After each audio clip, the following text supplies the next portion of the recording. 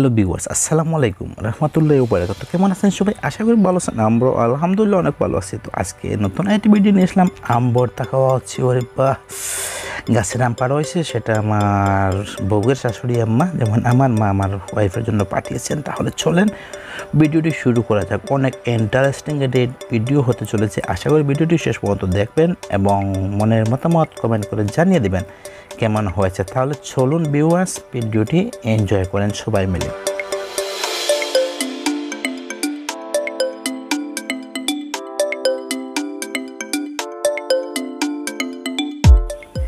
Viewers, এই ভিডিওতে অনেক কিছু থাকছে। আমার আম্মা আমার স্ত্রীর জন্য কে পাঠাইছেন সেটা দেখাবো।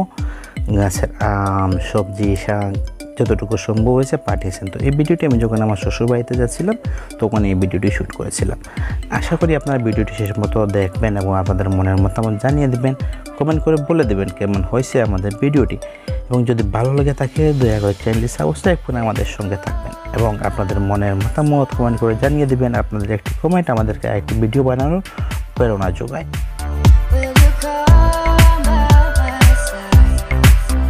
আনন্দ এত খুশি কেন লাগতেছে জানেন?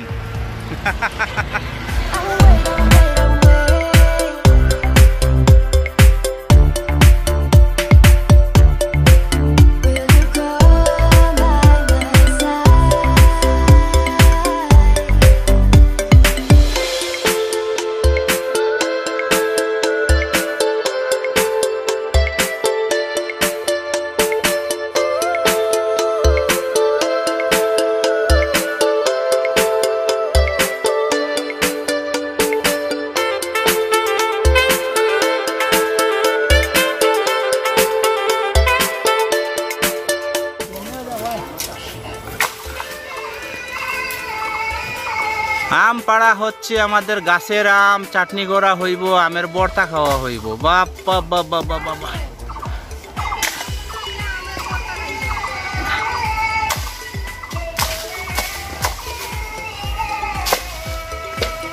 কত আম পড়ছে, কত আম।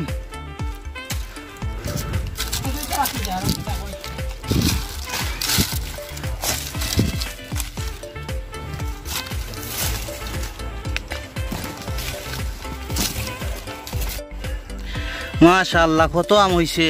কিছুটা পাকিয়ে আসতেছে, কিছুটা কাঁচা আছে।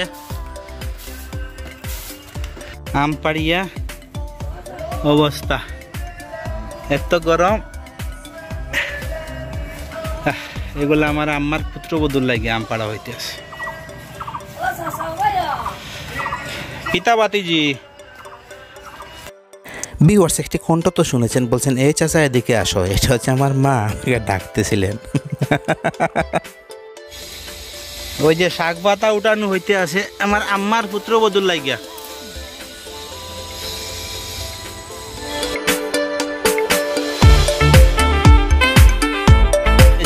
ধানের উপরে কতই না সুন্দর লাগে। হ্যাঁ, কি সুন্দর ধান ক্ষেত, আর কি সুন্দর শিশি পড়েছে ধান খেতে।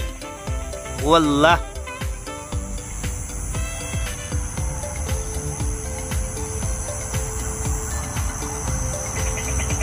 এই হচ্ছে আমাদের বাড়ির সামনে বিশ্ব রোড।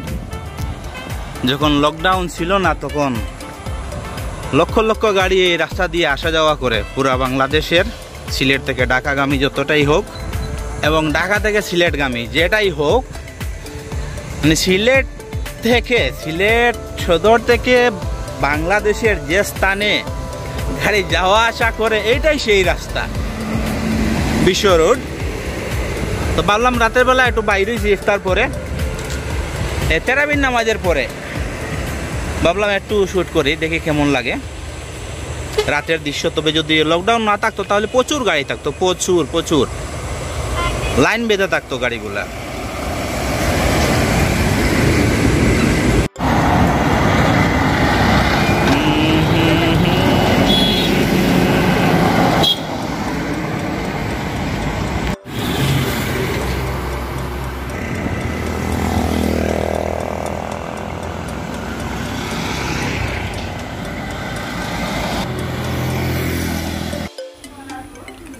ভিউয়ার্স, এটা হচ্ছে সুরমা নদীর পার। আমি সুরমা নদীর পাড় দিয়ে রিক্সা দিয়ে যাচ্ছিলাম কদমতলি পয়েন্টে। তো ভাবলাম একটু ভিডিও শ্যুট করি, যতটুকু সম্ভব হয়েছে গরমের ভিতরে রোজা রেখে আমি রিক্সাতে বসে বসে একটু ভিডিও শ্যুট করেছি। দৃশ্যগুলি ভালোই লাগছিল আমার কাছে। আপনাদের কাছে কেমন লাগবে আমি জানি না, তবে আশা করছি আপনাদের কাছে ভালো লাগবে। এখানে বিকালবেলায় দাঁড়িয়ে একটু ঘুরলে বাতাস মিলবে, ভালোই একটু উপভোগ করা যাবে সময়টা। এই বিকেলের শেষ সময়টা এখানে দাঁড়ালে অনেক এনজয় করা যায়, ভালো লাগে। এবং সামনে আছে ওইখানে অনেকগুলো বাজার, মার্কেট এবং ফল মার্কেট, সব কিছু মিলিয়ে এরিয়াটা একটি পরিবেশ থাকে, ঘনবসতি পরিবেশ, যেমন মানুষের চলাফেরা বেশি। ওইখানে দেশের ভিন্ন স্থান থেকে যে ফসলগুলো আসে, ফল ফ্রুট যেগুলোই আছে না কেন, এখানে এসে নামার পর চারো তরফ সাপ্লাই হয়ে থাকে। এটা হচ্ছে কদমতলি চত্বর, এটা কদমতলি পয়েন্ট।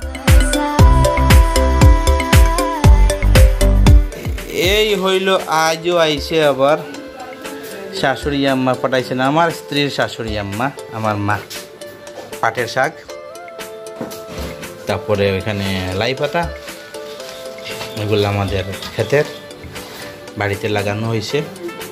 ওইখানে এক ধরনের এটা ফকির আলু বলে, সেই আলুর পাতা, সুটকিসি রাখা ওর লাগে, কলার তুর,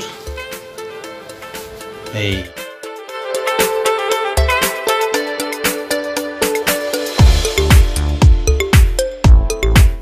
এবং আম। হয় বাহ, গাছের আম কতই না স্বাদ, কতই না এনজয় হইতে আছে। আমার মধ্যখানে ওইগুলা এদেশে দিয়ে নিয়ে জানার অবস্থা শেষ হইতে আছে।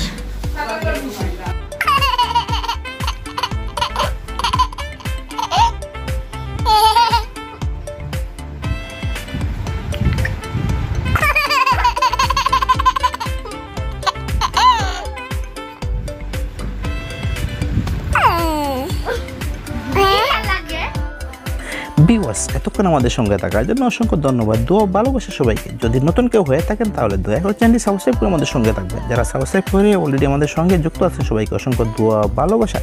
আপনাদের একটি লাইক, শেয়ার, কমেন্ট আমাদেরকে অনেক উৎসাহিত করে।